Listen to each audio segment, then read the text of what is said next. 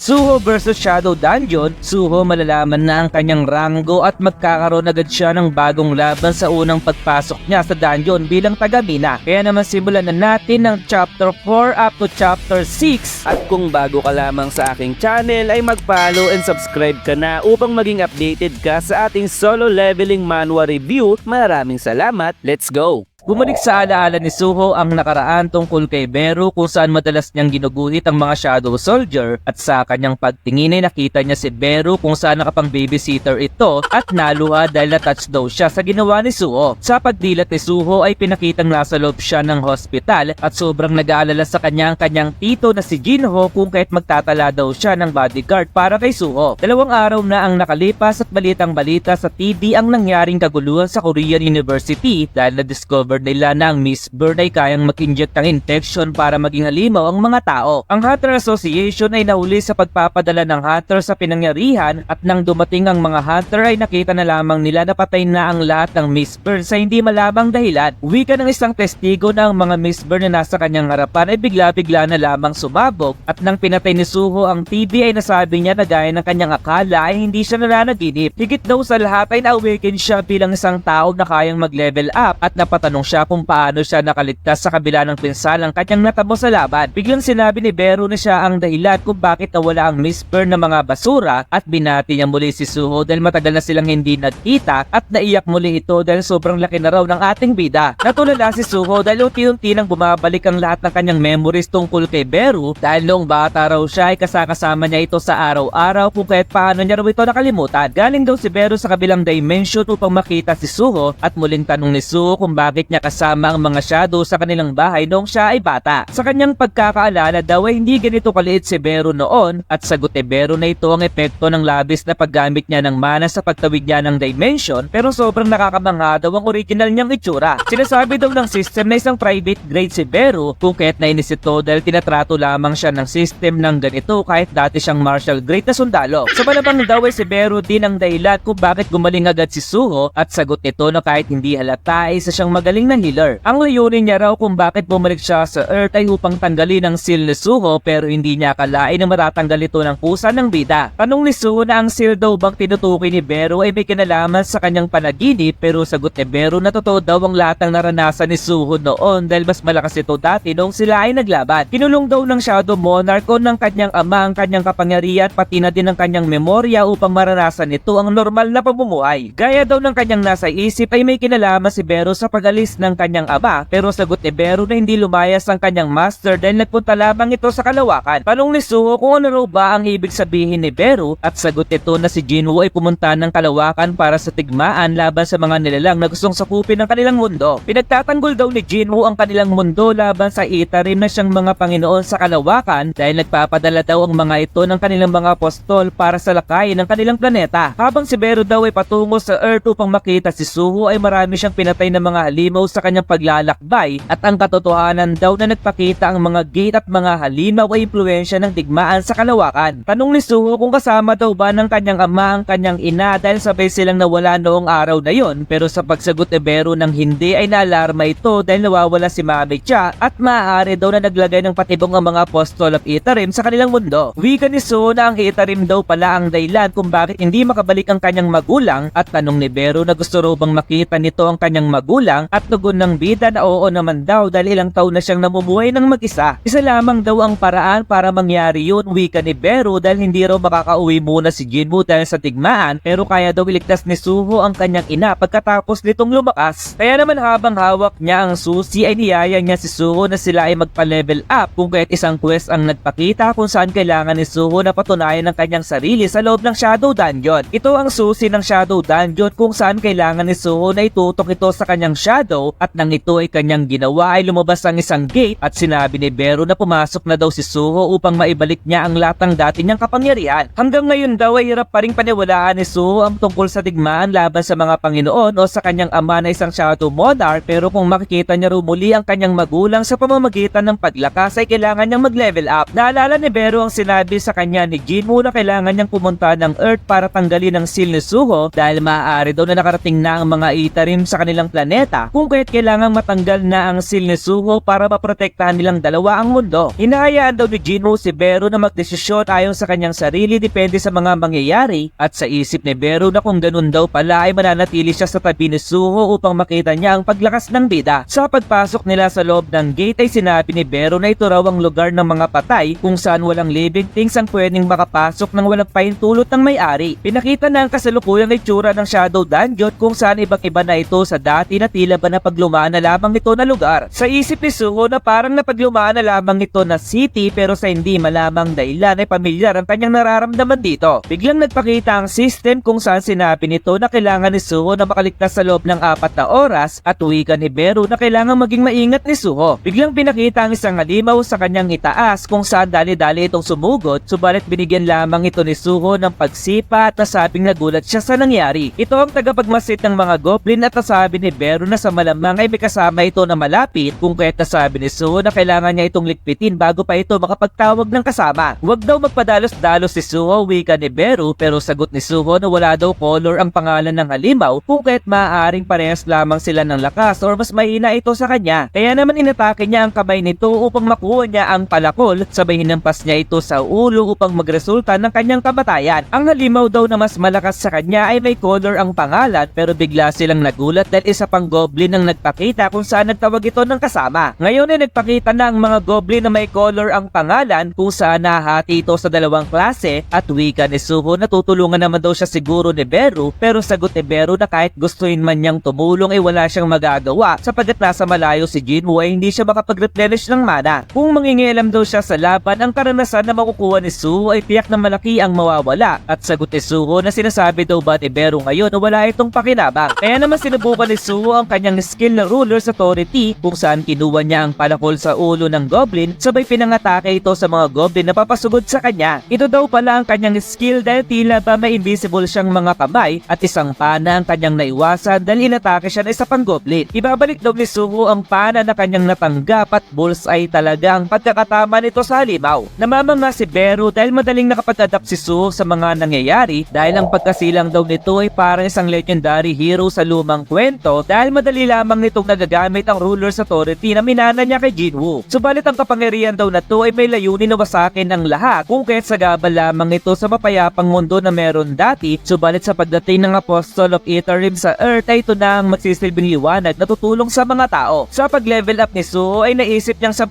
kilo ang bigat lamang na kayang buhatin ng kanyang skill at isang goblin ang nagawa siyang saksakin sa likod pero binigyan ito ng suntok ni Suho ngunit ngayon ay napapalibutan na siya ng mga kalaban. Galit na ang leader ng mga goblin sa mga nangyayari at ngayon ay nasa 160 na lamang ang HP ni Suho at sa pagbunot niya ng patalim agad niya itong binato patungo sa mga goblin subalit hindi lamang isang goblin ang kanyang target dahil target niya din pala ang pinuno. Nagawang masangga ng leader ang binato ni Suho at mas lalo daw siyang ginaganahan kapag alam niyang deado siya sa laban kaya naman sa pagpapatuloy ng laban ay patuloy din ang pagbaba ng kanyang HP. Hindi tumitigil si Suho sa pag-atake kahit madami ang kanyang kalaban at sa pagbaba ng kanyang buhay ay nagkaroon siya ng panibagong skill na resilience at nag-level up din siya ng 5 beses sa laban na to. Nagawa niyang patayin ng mga goblin ganun na din ang leader nito at makikitang pagod na pagod si Suho sa kanyang laban habang si Beru ay pinupuri si Suho sa napakahusay nitong ginawa pero sagot ni Suho na hindi talaga siya tinulungan ni Beru. Tanong ng system kung tatanggapin daw ba ni Suho ang kanyang reward at nang ito ay kanyang buksan ay matututunan niya na ang Shadow Extraction at naalala ni Beru na ito rin ang skill ng kanyang master. Nagawa niya raw magkaroon ng skill na resilience kung saan tumaas ang kanyang physical defense ng 20% at pakiramdam niya raw ngayon ay isa siyang character na gumagamit ng cheat. Wika ni Beru na ang leveling mechanism ay base sa system na ginamit ni Jinwoo dati dahil isa itong support system para matiyak ang kaligtasan ni Suho. Sa madaling salita raw ay pwedeng isipin ni Suho na akala niya ay isa siyang unawakened person pero yun daw pala ay isa siyang nepo baby na may natural na lakas mula ng isilang. Sa pagsira ni Suho sa runestone ay taglay niya na ngayon ang skill na Shadow Extraction at wika ni Beru na ang skill na ito ay kayang gumawa ng Shadow Soldier mula sa patay at ito raw talaga ang essence ng power na tinataglay ngayon ng kanyang ama. Para daw pala itong necromancy na kailangan niya munang pumatay para makontrol niya ang mas mahina sa kanya at ngayon ay sinimulan niya ng gamitin ng skill na ito pero kailangan niya daw mag-isip ng salita bilang command. Dito ay tahimik lamang si Beru at nang sabihin ni Suho na kailangan ay direct ang kanyang iuutos ay bigla itong nag-blush na para bang alam niya na ang sasabihin nito kaya naman agad sinabi ni Suho ang command command na arouse. Dito ay nagsimula ng lumabas ang mga shadow ng goblin kung saan kulay green pa rin ang kanilang itsura at nasabi ni Suho na yun daw pala ang shadow extraction dahil hindi raw ito kagaya ng kanyang inaasahan. Wika ni Beru na karaniwan daw ay mas mahina ang mga bagong shadow kung ikukumpara noong sila ay nabubuhay at sabi muli ni Suho na mas lumit pa ang mga ito at mawawala din pagkatapos ng isang araw. Tanong ni Beru kung wala daw bang skill na shadow storage si Suho at sa pagsagot nito ng wala ay nanlumo si Beru dahil maaaring mababa daw ang level pati ang intelligence ng ating bida. Sobrang ganda raw ng skill nito kapag lumakas na si Suho at sagot ni Suho na naiintindihan naman daw niya ito kung kahit wag na daw malungkot si Beru. Biglang pumalamang tiyan ni Suho dahil 2 araw na siyang hindi kumakain kung kaya't ang dalawa ay umalis na sa loob ng Shadow Dungeon. Sa pagkain ni Suho ay sobrang saya nito dahil hindi niya akalain na masarap pala ang pagkain sa loob ng hospital at wika ni Beru na kailangan niyang ipaliwanag ang dapat gawin ni Suho dahil may 3 layunin lamang siyang dapat gawin. Una daw ay kailangan protektahan ni Suho ang mundo laban sa mga halimaw at wika ni Suho na kailangan niyang pumunta ng dungeon para pumatay ng halimaw at sagot ni Beru na kapag pumatay ng halimaw si Suho ay mas lalo siyang lalakas at mas magiging ligtas ang mundo. Pangalawa daw ay kailangan hanapin ni Suho ang kanyang ina at maaaring sa pagpatay niya sa mga halimaw ay makahanap siya ng clue kung saan ito makikita. Ang pangatlong misyon daw ang pinaka-importante sa lahat dahil kailangan niyang maibalik ang kanyang lakas sapagkat hindi siya makapaniwala na siya ay isang private grade lamang dahil nais niyang ipakita ang tunay na lakas niya kay Suho. Tanong ni Suho kung ano daw ang kailangan ni Beru para maibalik ang kanyang lakas at sagot ni Beru na kaya niyang higupin ang magic at kaalaman ng kanyang target dahil isa itong epektibong pamamaraan na kanyang ginagamit noon bago siya maging shadow sapagkat walang ibang paraan ngayon dahil malayo siya kay Jinwoo. Kung ganun daw pala ay kailangan nilang umalis patungo sa dungeon pero wika ni Beru na kailangan ni Suho ng lisensya para makapasok sa dungeon kung kahit magtungo daw sila sa Hunter Association para malaman ang sukat ng kanyang magic. Napapaisip si Suho kung anong rango ang kanyang makukuha dahil isa siyang awakener na kayang mag-level up at paano daw kung maging isa siyang S-rank hunter pero sa sumunod na sandali ay sinabi ng babae na ang magic ni Suho ay nasa 46 lamang at isa itong E-rank hunter. Sa paglabas ni Suho sa building ay sinabi ni Beru na ang rango ng mga hunter ay pinabase kung gaano kalaki ang kanilang magic power at halata namang magiging mababa daw ang rango ni Suho dahil nakapokus ito sa pagpapalakas ng kanyang lakas. Wika naman ni Suho na hindi na raw kailangan pa na siya ay comfort ni Beru dahil mas lalo lamang sumasama ang kanyang loob at ngayon daw na hindi maganda ang lagay ng Shadow Authority ay dumagdag pa sa kanyang isipin ang kanyang mababang rango kung kahit paano niya daw may lilitas ang mundo. Narinig daw ni Suho na bihirang kuhanin ng raiding party ang mga nasa rango ng F-rank at E-rank at kung ganun daw pala ay mahihirapan siyang makapasok ng dungeon pero bigla niya ding naisip na inahati ang trabaho sa loob ng dungeon. Ang strike team daw ang siyang pumapatay sa mga halimaw, ang holding team naman daw ang siyang kumukolekta ng mga bangkay at ang mining team naman daw ang siyang kumukolekta ng mga kristal at ibang resources. Maliban daw sa strike team ay tumatanggap ng E-rank hunter ang mining team at holding team at sa madaling salita ay maaari siyang makapasok sa dungeon. Kaya naman sa sumunod na panel ay pinakitang nasa loob na ng dungeon si Suho at nagpasalamat siya sa isang lalaki dahil sa pagpasok sa kanya sabay pinakita ang kanyang guro sa University of Korea. Masaya daw si Suho dahil may kakilala siya na kapwa awakener na malapit pero biglang nagsorry ang kanyang guro dahil sa nangyaring gulo sa paaralan dahil siya lamang daw ang nag-iisang awakener doon pero wala siyang nagawa kundi matakot at tumakbo. Nakiusap si Suho na itaas ni Talim ang kanyang ulo dahil parehas naman daw silang E-rank hunter at sinabi naman daw ng Hunter Association na sa oras ng kaguluhan ay mas mainam kung tatakbo na lamang ang mga E-rank awakener at nagulat si Talim dahil isang E-rank din pala si Suho at mas mababa ang mana level nito kay kukumpara sa kanya. Hindi makapaniwala si Talim dahil nakita niya si Suho na nakikipaglaban sa halimaw habang siya ay tumatakbo at napatanong sa sarili kung namali ba siya ng nakita sa mga oras na yon. Nakakamanga pa din daw si Suho dahil sinubukan itong labanan ng halimaw at nagawang makaligtas at biglang nagsalita si Beru dahil isang extraordinary daw talaga ang bida. Nagulat si Talim nang makita niya si Beru at tanong ni Suho kung bakit bigla itong lumabas at sagot naman ni Beru na kasing hina daw ni Suho ang isang larva ngayon kung kahit mapapanatag lamang ang kanyang isip kapag siya ay nasa tabi nito. Tanong ni Talim kung isa daw bang summoner si Suho dahil karamihan daw sa mga E-rank hunter ay hindi nagtataglay ng skill pero siya daw ay nagtataglay ng skill sa pagtakbo at sagot ni Suho na kaya daw pala sobrang galing ni Talim sa pagtakbo. Nanlumo si Talim sa sinabi ni Suho pero nagbibiro lamang daw ang ating bida at wika ni Beru na gaya daw ng inaasahan niya kay Suho ay dinurog niya ang utak ni Talim. Biglang naisip ni Suho na ito ang unang beses na siya ay nakarating sa loob ng dungeon maliban sa Shadow Dungeon at doon daw kaya sa loob nito mahating ang ibang hunter. Pinakita ang strike team kung sana sabi nila na walang laman ang dungeon na to dahil panay halimaw lamang na lobo ang nagpapakita pero wala daw silang magagawa dahil may halaga pati naman ang mga bangkay nito at maaari pa silang makakuha ng Essence Stone. Biglang sinabi ng isa na may maliit na daan siyang nakita at dito ay nagpakita ang isang altar at nasabi na mas mainam daw siguro kung manghihingi sila ng backup sa labas. Wala daw silang masagap na magic piece sa paligid kung kaya't ano raw ang silbi ng lugar na ito at maaari daw kaya na merong hidden treasure ang nakatago sa paligid. Dito ay nakita nila ang isang espada na sobra nilang kinamangha at kailangan daw nilang makita ang halaga at kaya nitong gawin at sinabi ng isa na tumabi daw ang lahat pero pinigilan siya ng isa dahil maaaring may patibong na nakalatag. Wika ng mayabang na isa raw siyang C-rank hunter at magagawa niyang makaligtas kahit may patibong pa sa paligid pero nang ito ay kanyang hawakan ay napatanong siya kung ano ang kanyang nakikita dahil maraming mata ang nakatingin sa kanya. Mukhang wala daw patibong ang nakalagay sa sandata pero nagsalita ang lalaking mayabang sabay iniwan niya ang ulo ng isang hunter na sobrang kinagulat ng kanyang mga kasama at nagtanong na sino daw ang naglakas loob na kuhanin ng sandata ng dating Beast Monarch.